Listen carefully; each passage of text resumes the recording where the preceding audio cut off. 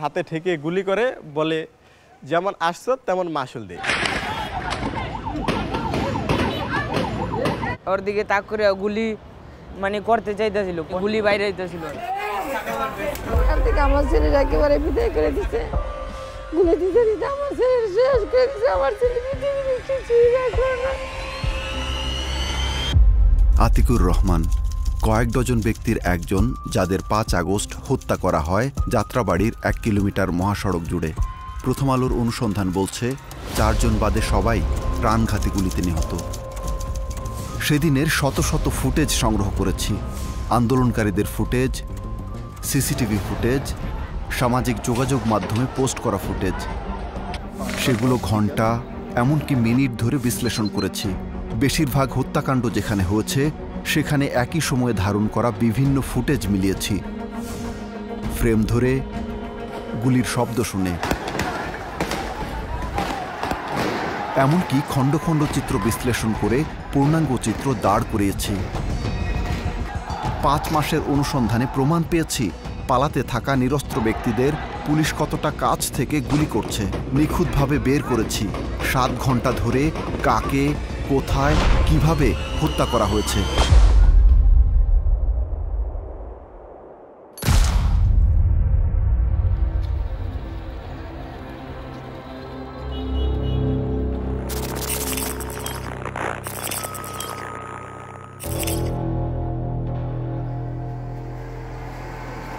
রায়েরবাগ পর্যন্ত পাকা সাইনবোর্ড পর্যন্ত দেখা যাচ্ছে। এদিক দিয়ে যাত্রাবাড়ি চৌরাস্তা কাজলা পর্যন্ত দেখা যাচ্ছে। কোনো গাড়ি নাই বললেই চলে। যাত্রাবাড়ি থানার সামনেও থমথমে পরিস্থিতি। কারফিউয়ে সতর্ক অবস্থানে police, rapid action battalion RAB. মোড়ের ডেমরাগামী সড়কে অবস্থান সেনাবাহিনীর। আর ঢাকা চট্টগ্রাম মহাসড়কের কুতুবখালী পর্যন্ত পুলিশের টহল। উদ্দেশ্য কেউ যাতে ঢাকায় প্রবেশ করতে না পারে। তখনই মাথায় প্রাণঘাতী গুলি লাগে মাছ ব্যবসায়ী মোহাম্মদ রাসেলের। দিনের প্রথম নিহত। একই এলাকায় নিহত সাইদুর রহমান ইমরান। পুলিশের অবস্থান এখন কুতুবখালীতে, আর 400 মিটার দূরেই আন্দোলনকারীরা মহাসড়কে অলিতে গলিতে। এখানেই লুটিয়ে পড়েন পারভেজ হাওলাদার।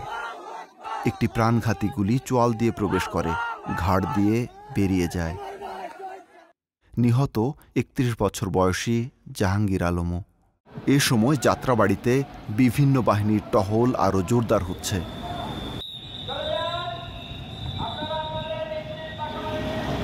তখন আচমকা গুলি লাগে কারিমুল ইসলামের। থানার ছাদ থেকে গুলি হয়েছে বলে সন্দেহ তার। কারিমুলের খোঁজ নেব পরে হাসপাতালে। এদিকে মাছের আড়তের সামনে 2 গুলিতে নিহত 9ম শ্রেণীর শিক্ষার্থী আবু বকর রিফাত। মহাসড়কে বাড়ছে ছাত্র জনতা, চলছে পুলিশের গুলি। এমনকি এই ভবন থেকেও গুলি ছোড়া হচ্ছে বলে সন্দেহ কারো কারো। আরও কয়েকটি ভবন থেকেও চোরাগোপ্তা হামলা চালানোর অভিযোগ উঠেছে। তেমনি গুলিবর্ষণে কাজলা এলাকায় লুটিয়ে পড়েছেন আবু ইসহাক। গুলিতে মগজ বের হয়ে গেছে। 9 দিন পরই সৌদি আরবে কাজে ফেরার কথা আবু ইসহাকের, কিন্তু বিক্ষোভকারীদের পানির যোগান দিতে গিয়ে ফিরলেন পরপারে। বিক্ষুব্ধ ছাত্র জনতা এবার হাজারে হাজারে অতিক্রম করছে কাজলা শনিরাখড়া সড়ক। এসেছেন নারায়ণগঞ্জ সহ আশেপাশের এলাকাগুলো থেকে, আর পুলিশ পিছু হটে অবস্থান নিয়েছে থানা প্রাঙ্গণে। কিছুক্ষণের মধ্যে জনগণের উদ্দেশ্যে বক্তব্য রাখবেন সেনাপ্রধান জেনারেল ওয়াকারুজ্জামান। চলমান যে সহিংস পরিস্থিতি এ নিয়ে গুরুত্বপূর্ণ এবং দিক নির্দেশনামূলক বক্তব্য তুলে ধরবেন সেনাপ্রধান। এ খবরে মুহূর্তে উত্তেজনা ছড়িয়ে পড়ে যাত্রাবাড়ি চৌরাস্তা এলাকায়। থানা প্রাঙ্গণ থেকে বেরিয়ে এসে পুলিশ মুহুর্মুহু গুলি শুরু করে। গুলিবর্ষণ চলছে থানার ছাদ থেকেও।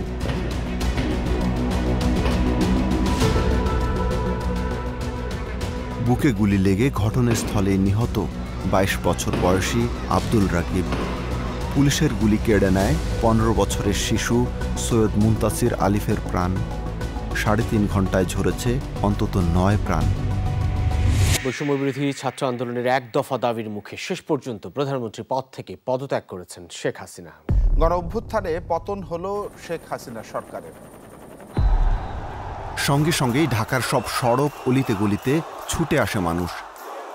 গণভবনের দখল নেয় ছাত্র জনতা, এমনকি ঢুকে পড়ে সংসদ ভবনেও। এই খবরে যাত্রাবাড়ি থানা পুলিশের বড় অংশকে উদ্ধার করে নিয়ে যাচ্ছে সেনাবাহিনী যাত্রাবাড়ি আইডিয়াল স্কুল অ্যান্ড কলেজের অস্থায়ী ক্যাম্পের দিকে। সেনা সদস্যদের আরেকটি অংশ মহাসড়কের ঢাকাগামী জনস্রোত থামানোর চেষ্টা করছেন, কিন্তু বিশাল মিছিলের সামনের অংশ ততক্ষণে প্রায় থানার সামনে চলে এসেছে। এখন দুই ছেলে যখন ওইখানে আনন্দ উল্লাস করতেছে, আমিও দাঁড়ায় দাঁড়ায় দেখতেছি আমার দুই ছেলেকে নিয়ে আরও লোকজন ওইখানে।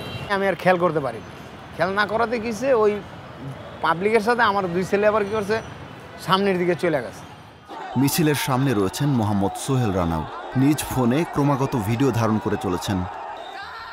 কিছুক্ষণের মধ্যেই ছাত্র জনতার রাস্তা ছেড়ে দেন সেনা সদস্যরা। সেনাবাহিনীর একটা অংশ থানা ফটকে অবস্থান নিয়ে বিক্ষুব্ধদের থামানোর চেষ্টা করছেন। তবে মিছিলের বড় অংশই মহাসড়ক আর ওপরের মেয়র হানিফ ফ্লাইওভার দিয়ে চলে যাচ্ছে ঢাকার দিকে।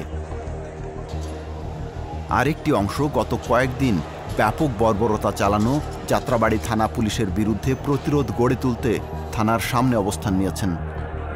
সময় যত গড়াচ্ছে থানার সামনে উত্তেজনা তত বাড়ছে। দুপুর 2:52 থানা প্রাঙ্গণে মরণাস্ত্র হাতে আইন শৃঙ্খলা বাহিনীর সদস্যরা, তাদের মুখোমুখি শত শত বিক্ষোভকারী। বিক্ষোভকারীদের একজন মিরাজ হোসেন ফোনে মুহূর্তটি ধারণ করছেন। কিছুক্ষণ পর আন্দোলনকারীদের ক্ষোভের মুখে থানা ফটক থেকে সরে যাচ্ছেন সেনাবাহিনীর সদস্যরা। সঙ্গে সঙ্গেই গুলির শব্দ।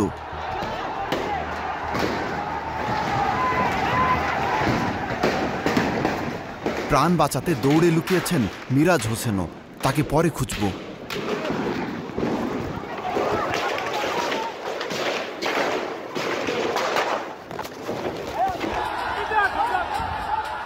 ঘটনাটা অন্য ক্যামেরায় দেখি।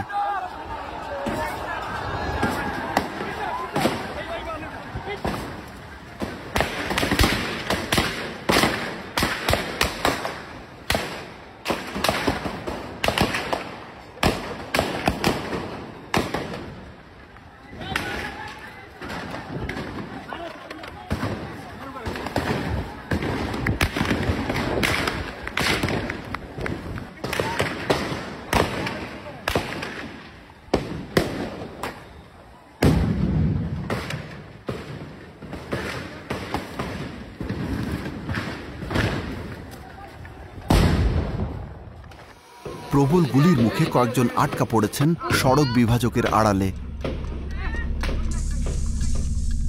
কিন্তু থানার উল্টো দিকে গলির মুখে পদদলিত কয়েকজন। এরই মধ্যে পায়ে গুলিবিদ্ধ একজন।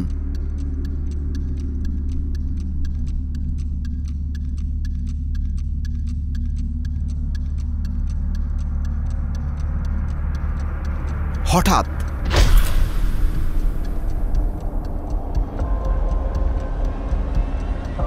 কিন্তু তারা কিভাবে পড়লেন? ইনি আতিকুর রহমান, পেছনেই 17 বছরের শিশু মোহাম্মদ জিহাদ হাসান। সেকেন্ডের মধ্যেই দুজনের মাথা ঠিক একই রেখায়। জিহাদের কপালের ঠিক মাঝে বুলেটের ক্ষত, পেছন থেকে লাগা গুলি কপাল দিয়ে বেরিয়ে গেছে। একই সময়ে লুটিয়ে পড়েছেন আতিকুর রহমান। উপর হয়ে যখন কপাল সড়ক ছুঁয়েছে তখনই রাস্তায় রক্তের ছোপ। ডিগবাজিতে মুহূর্তেই দৃশ্যমান মাথার পেছনের ক্ষত স্থান। ঘটনাস্থলেই নিহত দুজন।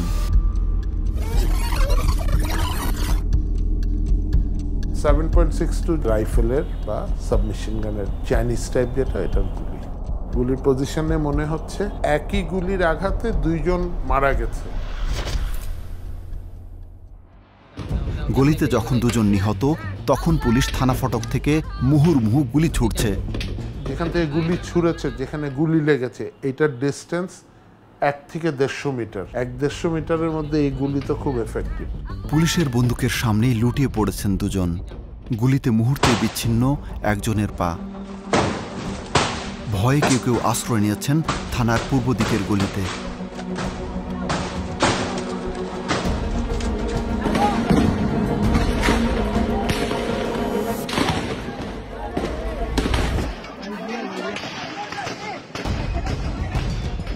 থানা ফটকের সামনে ফ্লাইওভারের পশ্চিম পিলারের আড়ালে প্রায় 40 জন।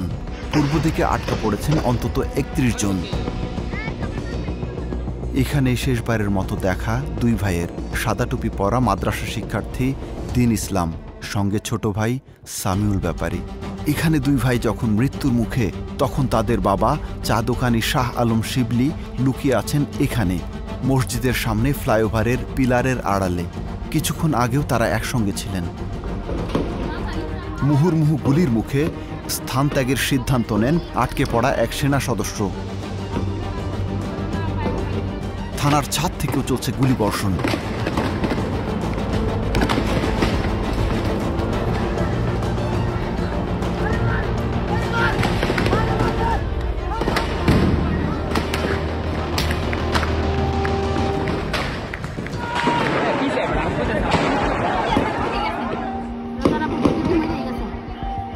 দুইটা 55 মিনিট, গুলি শুরুর 2.5 মিনিট পেরিয়েছে।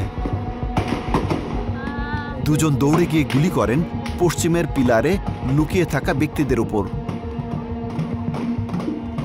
আর পূর্ব দিকে গুলি ছোড়েন আর্ম পুলিশ ব্যাটালিয়নের একজন। শেষবারের মতো নড়াচড়া করতে দেখা যায় লাল গেঞ্জি পরা রিটন উদ্দিনকে। তার পাশে মুহূর্তেই প্রাণঘাতী গুলিতে নিস্তেজ কয়েকজন। আর পূর্ব দিকে ধরা পড়েছে সেই দিন ইসলামের জীবনের শেষ কয়েক সেকেন্ড। দিন ইসলাম আটকা পড়লেও কোনো রকমে পালিয়েছেন ছোট ভাই সামিউল। আমার ভাইয়ের হাতে গুলি লাগে, আমি আবার দেখা ভয় পেয়ে গেছি। পুলিশ আমার সামনে আসছিল, পুলিশ গুলি করতে চাইতেছিল, মানে গুলি বাইরে হইতেছিল না। সেই মুহূর্তে আমি মানে ওইটার সামনেতে আইসা পড়ছি আর কি। ভাইকে আর দেখিও নাই।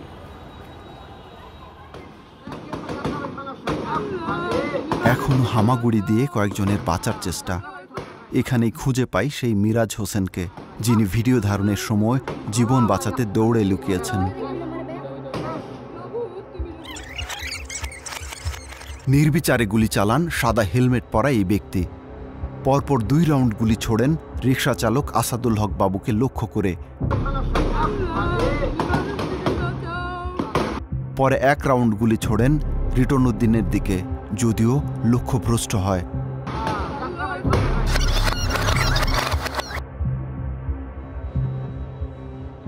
ঘটনাটা একটু ভিন্নভাবে দেখি। এবার আরও পরিষ্কার বন্দুকের নিশানা কোন দিকে। পুলিশের এই সদস্য আসাদুল হক বাবুকে গুলি করেন প্রায় 5 মিটার দূর থেকে, আর রিটনের দিকে গুলি করেন মাত্র 6 মিটার দূর থেকে। ভুক্তভোগী দুজনই নিরস্ত্র। পিলারের আড়ালে লুকানো একজনকে পেটাচ্ছেন পুলিশের অন্তত 5 সদস্য। একজন পাঞ্জাবি পরা বৃদ্ধ সহ পূর্ব দিকে পড়ে আছেন 3 জন। তাদের দিকে একযোগে গুলি ছড়ছেন 3 পুলিশ সদস্য।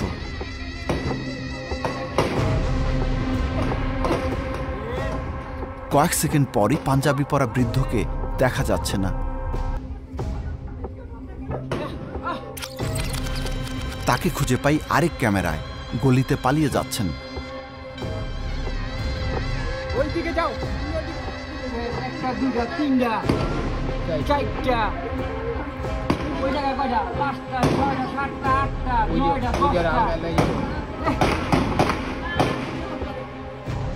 হঠাৎ পূর্ব পাশের পিলারের দিকে দৌড়ে যান পুলিশের কজন সদস্য।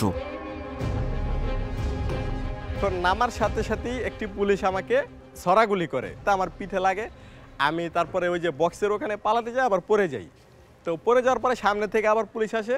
আমি বক্সের এই পাশে সরার সাথে সাথেই একজন পুলিশ ভিতর থেকে আসে, থানার ভিতর থেকে।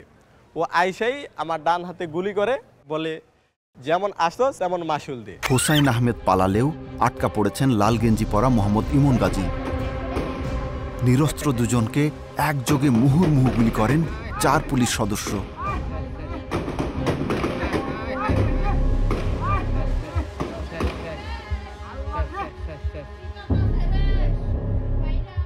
একটি প্রাণঘাতী গুলিতে থেতলে গেছে ইমন গাজীর কোমর। মারাত্মক আহত হয়েও ইমন এখনো জীবিত। তার ভাগ্যে কি ঘটেছে তা পরে খুঁজে দেখব। তবে ইমনের সঙ্গে আটকে পড়া ব্যক্তি বুকে চাপ দিয়ে পালিয়ে যান গলিতে। কাছাকাছি সময়ে আরও একজন বেঁচে ফেরেন। ইনি সেই ব্যক্তি যাকে পিলারের আড়াল থেকে এনে প্রায় 2 মিনিট ধরে পেটানো হয়।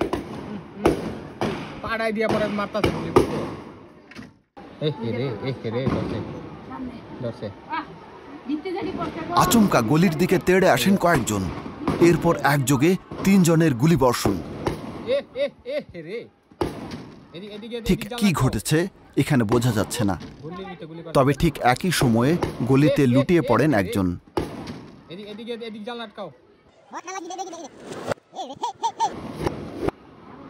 কিন্তু এই 3 জনের মধ্যে কার গুলি ভুক্তভোগীকে আঘাত করেছে? গুলিবর্ষণের মুহূর্তে পুলিশের এই সদস্যের বন্দুকের নিশানা বুক বরাবর। এই ব্যক্তির বন্দুকও বুকের দিকে তাক করা। কিন্তু এই ব্যক্তি যখন গুলি ছুড়ছেন তখন বন্দুকের নিশানা নিচের দিকে।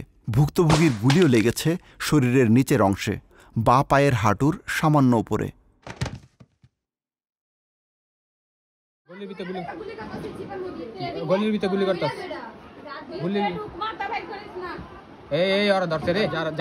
পুলিশ হঠাৎ খুঁজে পায় মাবরুর হোসাইনকে।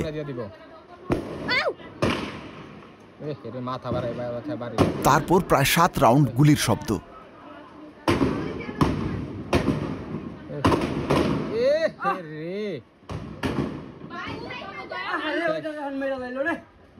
কিন্তু মাবরুর হোসাইনের গুলি লাগে মাত্র একটি। পিঠ দিয়ে প্রবেশ করে বুক দিয়ে বেরিয়ে যায়।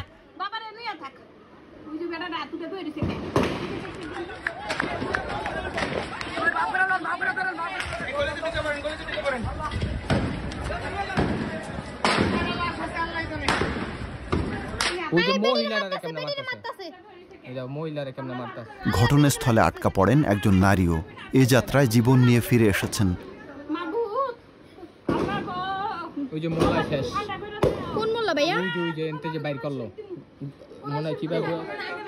গুলিবিদ্ধ একজনকে আছাড় দেয় পুলিশ।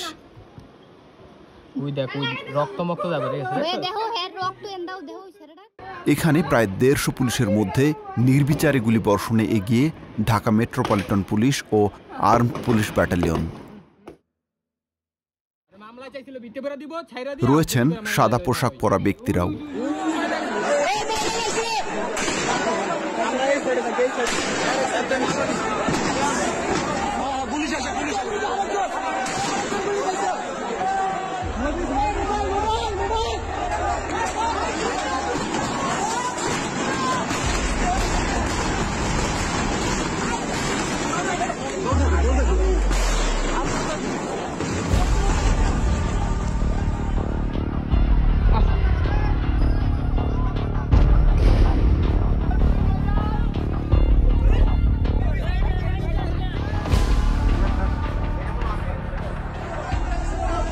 ঘটনাস্থলে সেনাবাহিনী ফিরে আসে।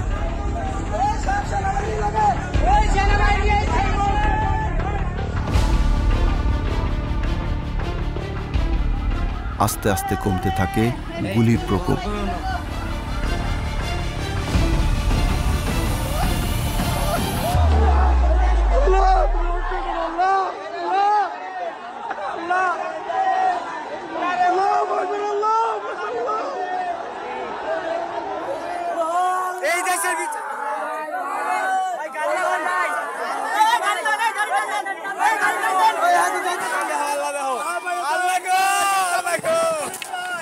খোকনচন্দ্র বর্মন, গুলিতে তার নাক মুখ উড়ে গেছে।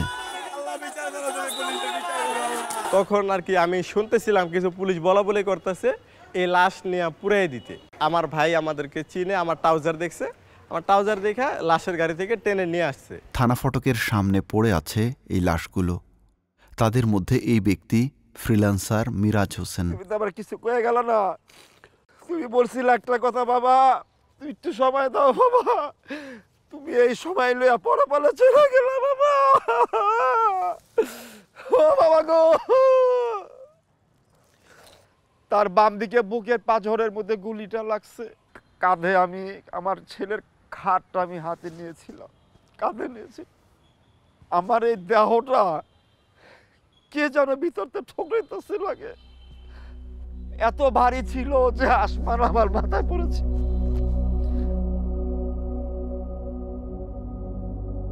রিটন উদ্দিনকে খুব কাছ থেকে 3টি প্রাণঘাতী গুলি করা হয়। সবগুলোই শরীর ভেদ করে বেরিয়ে গেছে।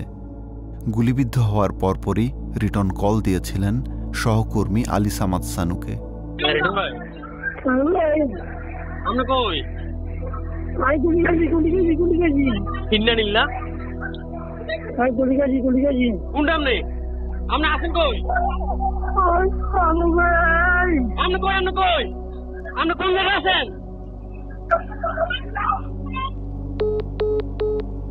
আর আসাদুল হক বাবুর গুলি লাগে 4টি, বুকে, পায়ে ও হাতে।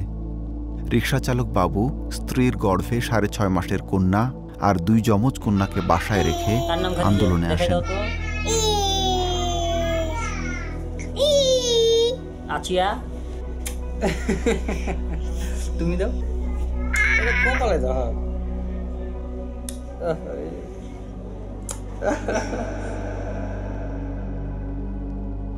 একটু দূরেই আরেকটি লাশের স্তূপ। এখানেই 3টি প্রাণঘাতী গুলিতে নিহত শিক্ষার্থী ইয়াসিন সরকার।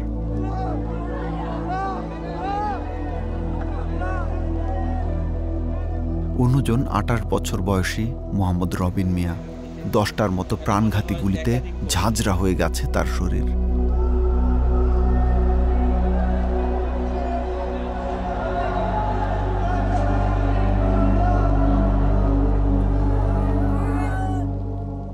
একই জায়গায় হত্যা করা হয় চাকরিজীবী মোহাম্মদ রাকিবকে।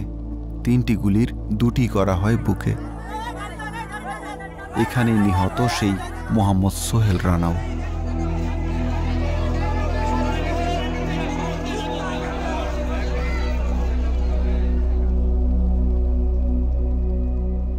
একই স্থানে গুলিতে প্রাণ গেছে আরও কয়েকজনের। এই সময়টায় থানার একটু দূরে মাছের আড়তে দিন ইসলামের লাশ খুঁজে পান তার বাবা। থানার গেটের সামনে দিয়ে একটা কাটা আছে এদিকে বাইরানোর জন্য। মাথায় যাওয়ার সাথে সাথে দেখি 4টা ছেলে আমার ছেলেটাকে ধইরা ওরা নিয়ে আসতেছে। তখন আমি দেখি আর মানে কি আমি ওইখানে থাকতে পারিনি। আমি দেখতেছি যে আমার ছেলেটা চাই রয়েছে। 3 জনে 4 দিয়া। এ ভ্যানে শনাক্ত হয় 16 বছরের শিশু আশরাফুল ইসলাম অন্তর। পিঠে গুলি লেগে হৃৎপিণ্ডের পাশ দিয়ে বেরিয়ে যায়। হতাহতদের বহনকারী ভ্যান, রিকশা একের পর এক দৌড়াচ্ছে স্থানীয় হাসপাতালগুলোতে।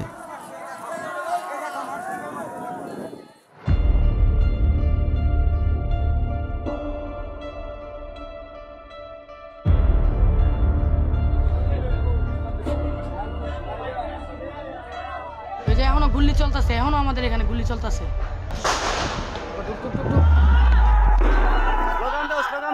পালাতে থাকা আইন শৃঙ্খলা বাহিনীকে ধাওয়া দিচ্ছে ছাত্র জনতা, কিন্তু থানা ভবন থেকে এখনো কয়েকজন পুলিশ সদস্য থেমে থেমে গুলি করছেন। নিজ ফোনে এসব মুহূর্ত ধারণ করছেন আব্দুল নূর। গুলিবর্ষণের বিষয়ে অন্যদের সতর্কও করছেন। কিন্তু হঠাৎ পুলিশের একটি গুলিতে আব্দুল নূরের মগজ উড়ে গেছে, চলে গেছে প্রাণ।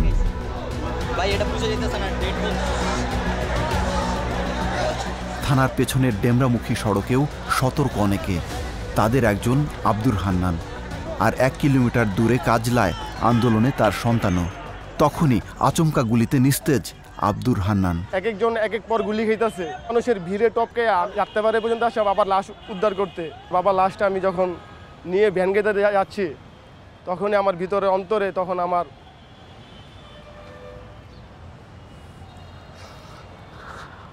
ওই ঢাকা মেডিকেল পর্যন্ত আমার বাবার লাশটা আমি ওইভাবে নিয়ে গেছি।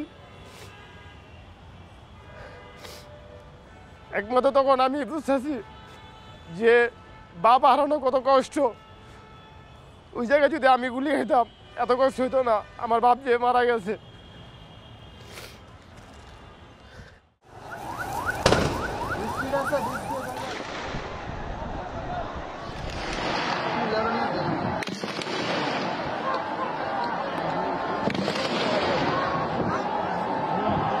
গুলি মনে হয় এই যে এখানে লাগছে মনে হয়, তাই না? হ্যাঁ, এখানে লাগছে। বালু পড়লো, আতঙ্কে ফ্লাইওভারের উপরের লোকজনও। হঠাৎ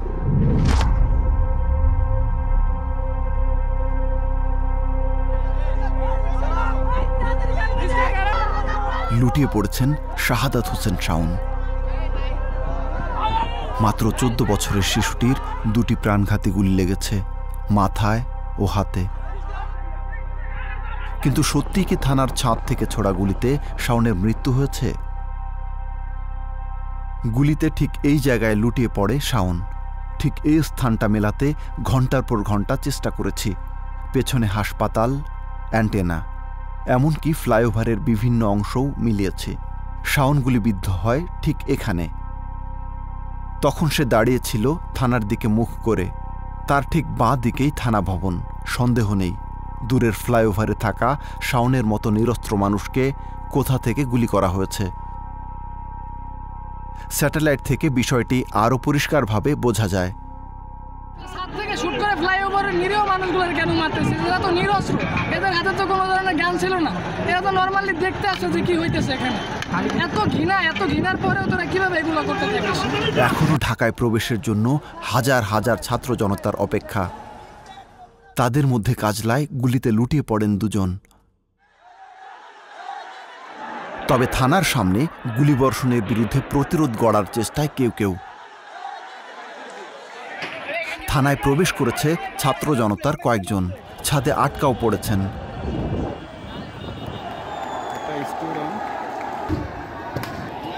ধোয়ার কারণে দেখা যাচ্ছে না, ওই যে দেখা যাচ্ছে 5:10 বিকেল। পুলিশের আটকে পড়া দলটির কেউ কেউ পোশাক পাল্টে ভিড়ে মিশে গেছেন। আবার কাউকে কাউকে গণপিটুনি দেওয়া হচ্ছে পুলিশ সন্দেহে, কাউকে আওয়ামী লীগ কর্মী সন্দেহে।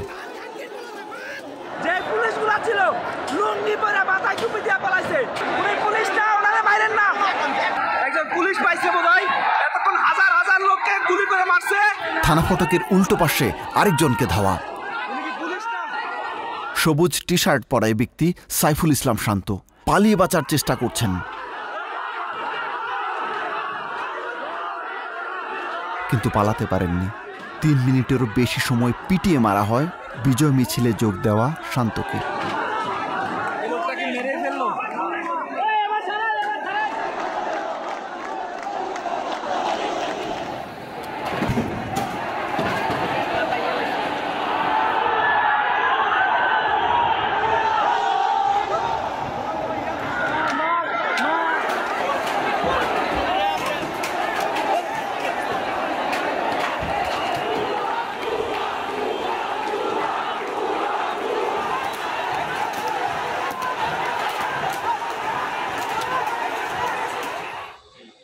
শান্তর মতোই এই ব্যক্তিও বিজয় মিছিলে যোগ দিতে বাসা থেকে যাত্রাবাড়ির দিকে এগোচ্ছেন।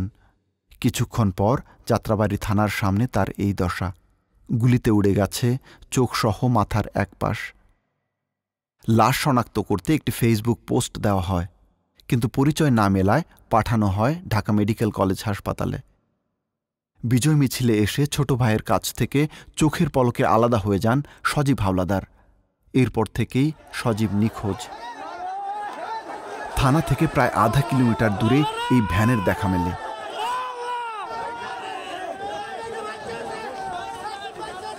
এখনো বহন করছে গুলিবিদ্ধ 5 জনকে। গাদাগাদি লাশের স্তূপে আচমকা চোখ মেলে তাকিয়েছেন ইমন গাজী।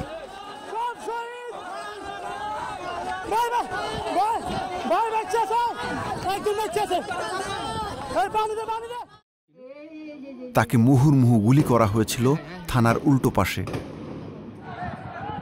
তারপর দেখা মেলে মাছের আড়তের সামনে। কিন্তু ইমন গাজী মারাত্মক জখম নিয়ে মাঝের ৩ ঘন্টা চিকিৎসাবিহীন অবস্থায় কোথায় ছিলেন? শুরু থেকেই এই ভ্যানটি চালাচ্ছিলেন একই ব্যক্তি। সপ্তাহের পর সপ্তাহ খুঁজেও তার সন্ধান মেলেনি। তাই জানা যায়নি ইমন গাজীর জীবনের শেষ মুহূর্তগুলো কিভাবে কেটেছে। আশেপাশের হাসপাতালগুলো তখন গুলিবিদ্ধ ব্যক্তিতে ঠাসাঠাসি।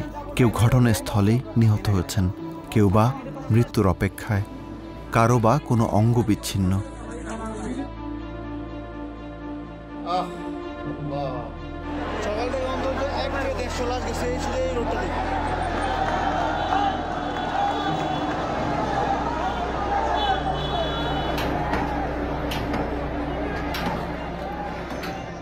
এই সময় ৭ জন পুলিশ সদস্য গণপিটুনিতে নিহত হয়েছেন বলে দাবি পুলিশ সদর দপ্তরের। এছাড়া আনসার সদর দপ্তরের দাবি ২ জন আনসার সদস্যও থানায় আগুনে পুড়ে নিহত হয়েছেন। অনেক ড্রেস, ভেস্ট, জুতা সবই হচ্ছে রাবার বুলেট না? আন্দোলন দমনে ব্যাপক অস্ত্রের মজুদ থানা ভবনে। Tear gas, rubber bullet, grenade সবই আছে। এগুলো প্রচুর পরিমাণে একদম বস্তা করে হচ্ছে এখানে এগুলো আছে। বাট আর্মিদেরকে হচ্ছে আমরা এগুলো ইনফর্ম করবো। থানা পরে একদম আগুন ধরা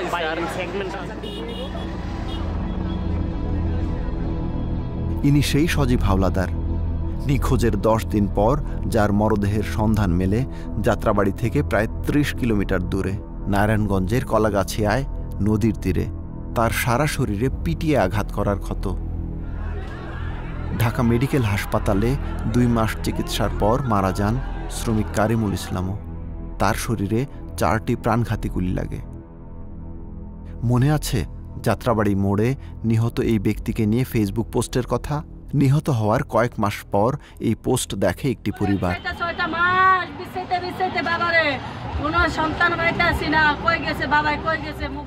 পরে ডিএনএ পরীক্ষার মাধ্যমে 7 মাস পর শনাক্ত হয় এই ব্যক্তি মোহাম্মদ হাসান। জুলাই শহীদ স্মৃতি ফাউন্ডেশনের তথ্য ও প্রথম আলোর নিজস্ব অনুসন্ধান অনুসারে মাত্র 7 ঘন্টায় অন্তত 60 জনকে হত্যা করা হয়েছে।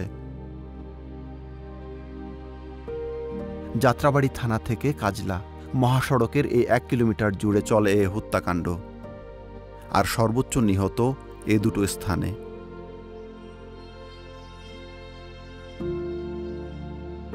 মিরাজের হাতে তো কোনো অস্ত্র ছিল না, ছিল একটা শুধু দেশের মানচিত্র, একটা পতাকা। এই পতাকাটা উঠাইতে যায় আমার ছেলের জীবন দিতে হইল। আমি আমার 2 ছেলেকে নিয়ে রাস্তায় বেরিয়ে আসছি যাতে এই সরকার পদত্যাগ করে এই সরকার যাতে চাইতে বাধ্য হয়। আর আমরা চাই যে এই ফেসিস যাতে এই দেশে আর কায়েম না হইতে পারে।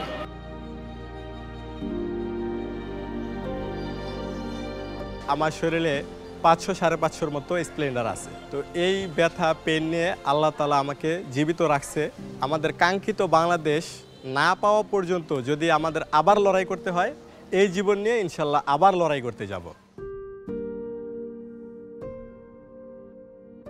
বলতো যে বাবা অন্যায়ের কোনো পক্ষে থাকবা না, বিপক্ষে থাকবা।